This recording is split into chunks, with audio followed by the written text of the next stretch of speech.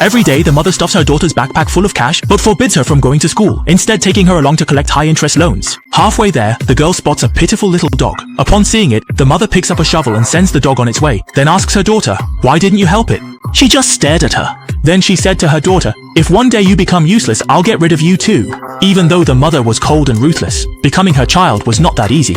First, she made the children earn money on their own. Those who earned too little were mercilessly abandoned by her. The remaining children were taken dozens of kilometers away, and only those who managed to make it back on their own could become her children. When they grew up, they had to take on the job of collecting debts. The girl went to a gambler to ask for money, but unexpectedly, the gambler spat into an ashtray and then smashed the ashtray onto the girl's head. The girl simply picked up the ashtray, spat the blood from her mouth into it, and calmly said to the gambler, "I'm telling you to pay back the money." Just as the gambler was about to get violent again, the girl played a phone recording for him. It turned out she had captured the gambler's wife and child. Upon hearing the recording, the gambler immediately sat down and told the girl that he would definitely pay back the money next week, hoping she would release his family. The girl asked the people nearby, "How big are you betting?" Then she raised the stakes and made the gambler keep playing. This time, the gambler was on a lucky streak, and before long, the girl helped her win the hand. The gambler hurriedly thanked the girl for her help, but the girl downed her drink in one gulp, then told the gambler to bite down on the bottle. Suddenly, an ashtray smashed into the gambler's face. The girl then turned to the other players and asked, "Do any of you need to borrow money?" The girl was about to go collect a loan shark debt. Before she left, her brother handed her a weapon, but the girl said she already had one. She then arrived at the debtor's house, gripping a dagger tightly in her hand. But to her surprise, the person who opened the door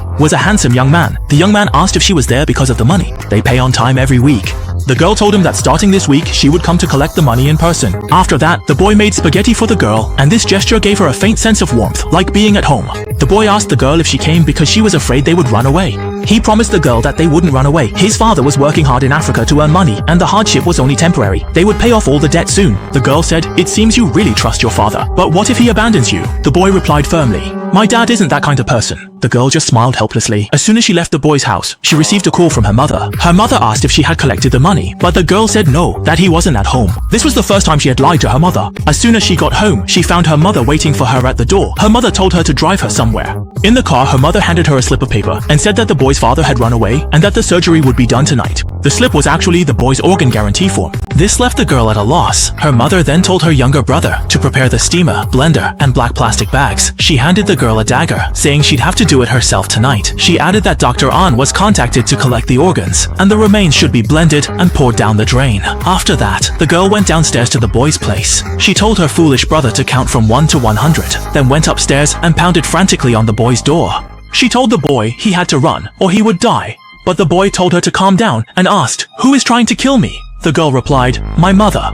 The boy asked, "What about my dad?" The girl angrily retorted, "Don't you get it? Your dad abandoned you." But the boy insisted his father wasn't that kind of person. He even helped her tie her shoelaces, saying he wouldn't leave. This left the girl speechless, but the boy said, "I haven't done anything wrong, so why should I run?"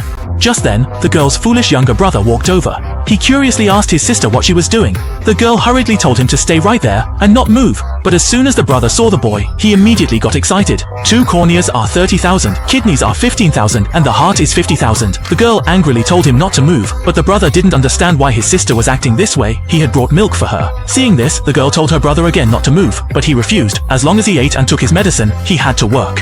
Afterwards, the brother walked over step by step. Meanwhile, their mother was downstairs, watching unfold. In the end, the brother was knocked down by the girl flower pot. She took the boy and hurried to escape. But the boy was grabbed by strong men, and the girl was injected with anesthetic. The man with glasses ripped off the boy's mask and asked blood type, but the boy didn't say. This infuriated the man with glasses, slapped him hard. He asked about the boy's blood type, but the boy cursed at him. The man with glasses pulled out a knife and stabbed it into the boy's thigh. Then he handed the knife to the younger brother, telling him to check. At that moment, the girl's mother walked over. She handed the knife to the girl, telling her to prove that she was still useful. But the girl, weakened by the anesthetic, had no strength at all. She could only reach for her mother's foot, hoping her mother would spare the boy. The mother asked, "Boy, was it you who made her waver?" Then she slowly walked up to the boy and slit his throat with a single stroke. The girl could only watch as the boy she loved died right in front of her. The man beside them hurriedly dragged the boy onto a car. Just then, the mother walked over to the girl. She pointed the dagger at her neck and said to her, "If you relax your muscles, it won't hurt." After that, the girl fainted. When she woke up, she found herself locked inside a shipping container. Not long after, 2 men put them onto a ship. At that moment, she discovered her mother's other child, and she pulled the girl over. He came over and complimented his clothes, saying smugly, "Didn't I tell you not to be so brazen?" Then he called his mom and asked her why she insisted on doing this. After the call, he grabbed the girl's hair and punched her hard several times. Unexpectedly, the girl suddenly pulled out a dagger, slashed his eye with it, and threatened the younger guys, warning them not to come any closer. Then she forcefully threw him into the river and quickly ran away. The younger guys hurriedly chased after her. The girl rushed past a truck and ran into a warehouse, but in the end, she was still cornered by them. At that moment, one of the younger guys came out holding a dagger. The girl said helplessly, "I'm hungry," then tossed a shovel to the guy and jumped into the sea. As soon as he walked into the room, to his surprise, his foolish younger brother came out and said he was going to kill him. Then the younger brother rushed over and grabbed her by the neck, but he asked his sister why she had abandoned him. He then threw her heavily to the side. While the brother was kicking the girl repeatedly, she quickly grabbed his leg, brought him down, and then landed several hard punches on him. Then he said to his younger brother that he had no other choice either. The younger brother took the opportunity to grab her hair and dragged her to the side, then picked up a glass bottle from the floor. The girl quickly broke free from her brother's grip, then ran into the court and trapped his hand in the door, but her brother still managed to break through. The younger brother picked up a baseball bat and swung it at her. The girl hurriedly pulled him down, but unexpectedly, her younger brother wrapped his arm around her neck, so she had no choice but to bite his arm. In pain, the younger brother had to let go of the girl. He picked up the baseball bat and knocked the girl down with one swing. Just as he was about to deliver a fatal blow, she asked if he had taken his medicine. This made the younger brother freeze. As he was about to strike again, the older brother suddenly pushed him aside. The younger brother punched the older brother away and then asked, "Do you want to kill me too?" The older brother told him to snap out of it, but the younger brother said he wanted to kill them. The older brother pinned the younger brother down on the table, but unexpectedly, the younger brother grabbed a pen and stabbed it into the older brother's neck. The younger brother ran toward their sister. The older brother chased after him and snapped his neck. The girl crawled to her older brother's side, wanting to take him to see a doctor, but the older brother begged her to help end his suffering. The girl said that if they went to the hospital now, he could be saved, but the older brother pleaded with her to pull out the pen. In the end, the girl granted her brother's wish. She called her mother, saying both her older and younger brothers were dead. She even asked, "Am I useless now?" Her mother asked, "Are you coming back?" The girl replied, "I'm coming back to kill you." When the girl returned home, her mother was eating, leisurely sipping some wine, not the least bit worried about what was about to happen. Then she told the girl to eat and sat down on the sofa herself. The mother asked, "Do you like the boy?" The girl wasn't sure, just felt closeness. The mother said, "I never thought this would happen."